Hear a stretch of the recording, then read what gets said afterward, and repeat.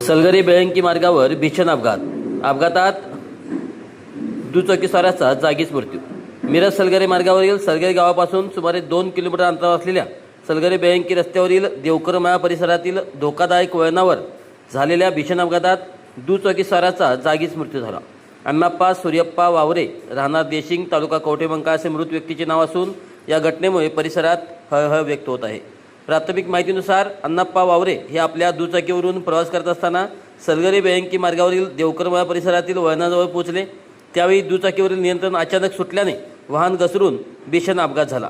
अपघाताचा जोर इतका मोठा होता की त्याच्या डोक्याला गंभीर दुखापत झाली आणि ती घटनास्थळी त्यांचा मृत्यू झाला। अपघाताची माहिती मिळताच स्थानिक नागरिकांनी घटनास्थळी धाव घेत मदतकार्य सुरू केले। तसेच पोलिसांना घटनेची माहिती देण्यात आली। माहिती मिळाल्यानंतर कवठेमहांकाळ पोलीस तातडीने घटनास्थळी दाखल झाले। पोलिसांनी घटनास्थळाचा पंचनामा करून मृतदेह ताब्यात घेतला आणि पुढील वैद्यकीय व कायदेशीर प्रक्रियेसाठी रुग्णालयात हलवण्यात आला। या प्रकरणाची नोंद कवठेमहांकाळ पोलीस ठाण्यात करण्यात आली असून अपघाताचे नेमके कारण शोधण्यासाठी पुढील तपास सुरू आहे।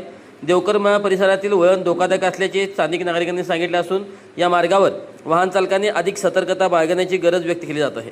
अण्णाप्पा वावरे यांच्या आकस्मिक निधनामुळे देशिंग गावासह परिसरात शोककळा पसरला असून नातेवाईक मित्रपरिवार आणि ग्रामस्थांमध्ये हळहळ व्यक्त होत आहे।